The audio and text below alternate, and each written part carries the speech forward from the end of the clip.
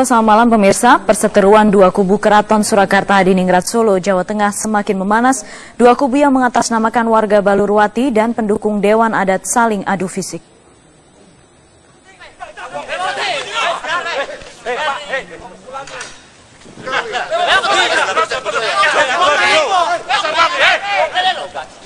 Adu fisik tidak dapat dihindari saat dua massa berhadapan. Satu kelompok massa mengaku sebagai warga Balurwati atau sekitar keraton. Satu kelompok massa lain mengaku pendukung Dewan Adat atau penguasa keraton saat ini. Kericuan yang terjadi di Keraton Dinasti Mataram ini sejak tadi pagi saat salah satu adik Pakubuwono ke-13, Gusti Kanjeng Ratu Wandansari, berusaha masuk ke dalam kediaman Pakubuwono XIII atau Sasana Narendra. Usaha GKR Wandansari mendapat penolakan dari panitia halal bihalal. Kedatangan GKR Wandansari menentang acara halal bihalal dan pelantikan KGPH Panembahan Agung Tejo Wulan sebagai Maha Menteri.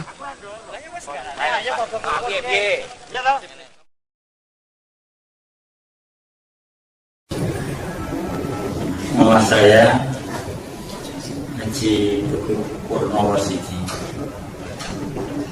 Di dalam lingkungan Keraton Surakarta Hadiningrat, saya oleh Sri Susuwan Pakubuwono XII dan Sri Pakubuwono XIII dinaringkan kekancingan gelar Kanjeng Pangeran Adipati Karyo Tondrokusumo Surabaya.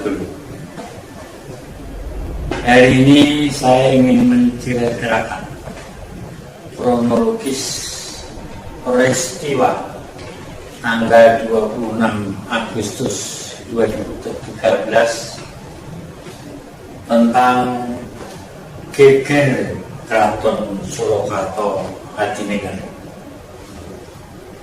Pada saat itu saya selaku Sentono Dalam Tinimbalan Sri Susuwunan Pakubuwono XIII untuk ditugasi selaku ketua penyelenggara biara kerabat Keraton Surakarta Hadiningrat beserta keluarga besar warga Balurwati.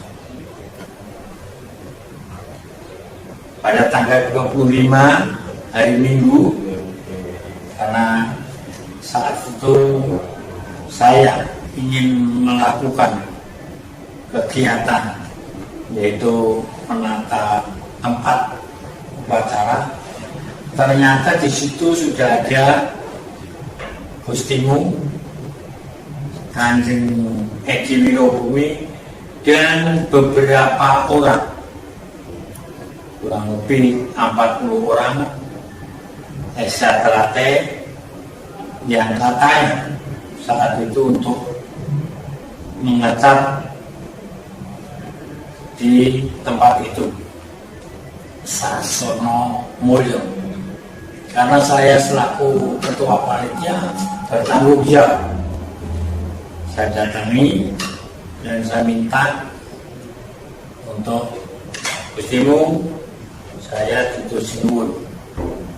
Nah, ternyata beliaunya tidak mau saja salaman.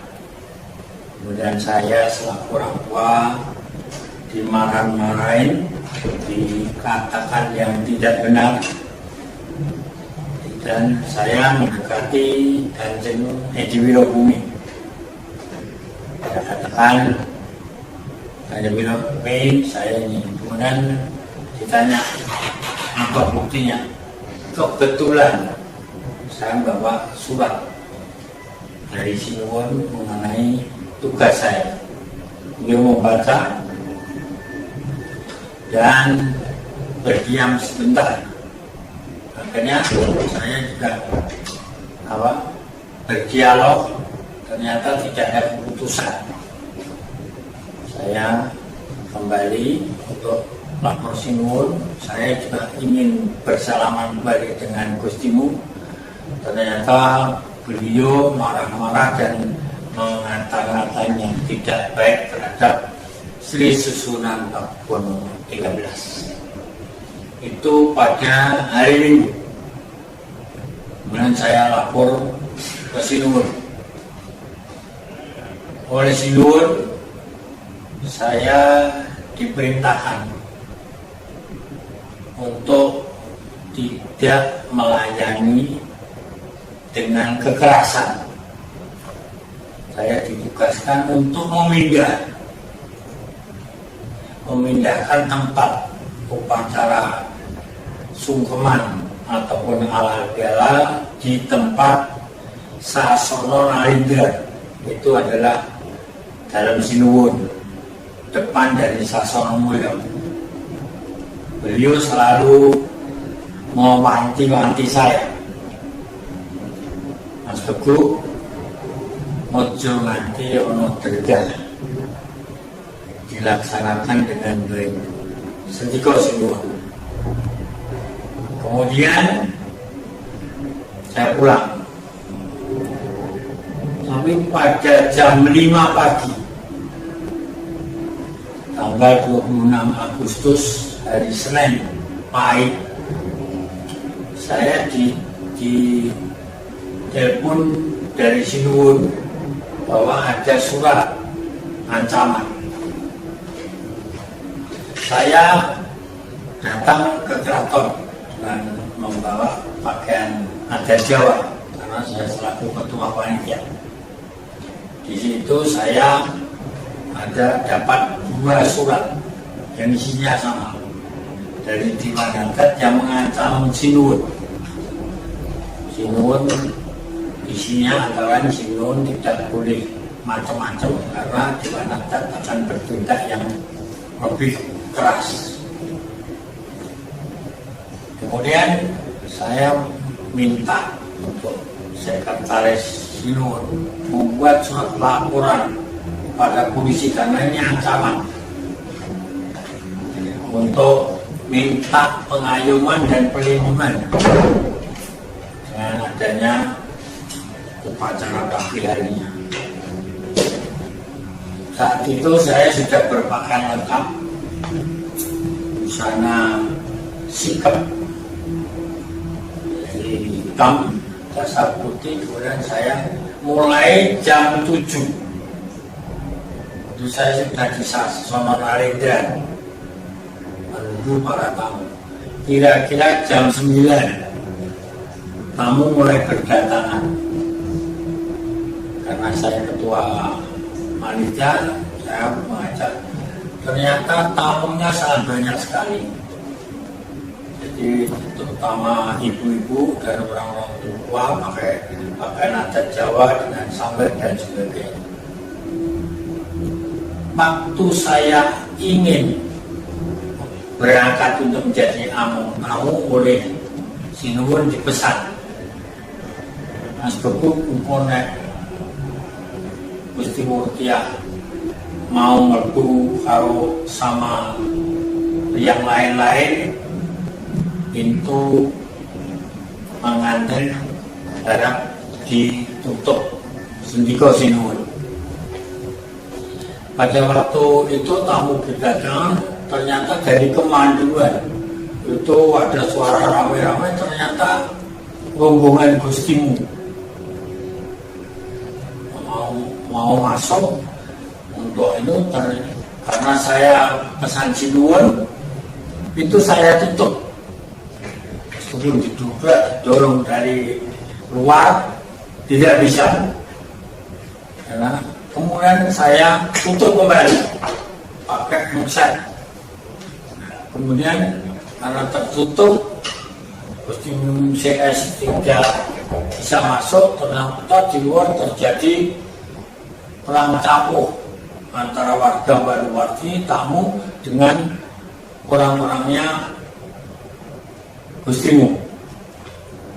Saya kemudian dipanggil kembali oleh Sinuwun untuk masuk. Saya masuk, kemudian lapor Sinuwun, ternyata Gustimu dengan itu lewat pintu samping, jebol pintu samping. Jadi Gustimu kira-kira orang 100-200 itu masuk mengusir para tamu itu. Saya kemudian masuk ke ruang Siluun, ruang terbatas, semua kita kunci. Ya. Waktu di situ suasana sudah ramai sekali karena orang-orang Muslim tidak bisa masuk karena saya tutup, tidak boleh orang masuk telepon. Kemudian hanya suara menggedor-gedor. Ternyata selama itu kunci butulan yang lain sudah dikuasai oleh Gusti Mung CS. Akhirnya dari jam ke jam kita tetap di dalam keadaan terkurung. Kemudian setelah kira-kira jalan menunjukkan jam 2, ada Kapolsek, saya kenal karena itu Kapolsek Pasar Luar, minta waktu untuk masuk. Itu saya buka, masuk, hanya Kapolsek dengan beberapa polisi mau ketemu Siluun. Saya temuan Siluun oleh Kapolsek. Siluun mau diajak keluar, maunya dievakuasi. Siluun tidak mau karena ini rumah saya harus di sini. Kemudian Kapolsek keluar, saya kancing lagi. Tiap detik berjalan suara gaduh di luar itu. Dan Siluun sudah kebingungan. Saat itu saya didatangi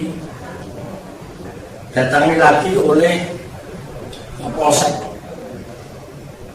Kapolsek ingin ketemu Siluun dan saya disuruh menenteramkan massa yang ada di luar. Di tempat Sasono Mulyo kira-kira massa itu kurang lebih 300 ingin masuk. Nah, saya mengikuti Kapolsek lewat Kemandungan, tempatnya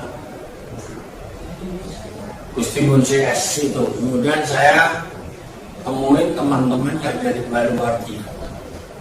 Saya katakan pada teman-teman Baluwarti ini untuk dia tidak mau pulang sebelum orang-orang SLTRT yang ada di keraton itu dipulangkan. Nah, kemudian Kapolsek masih ramai dengan orang-orang itu, malah terucap oleh Kapolsek, ini bukan ranah polisi.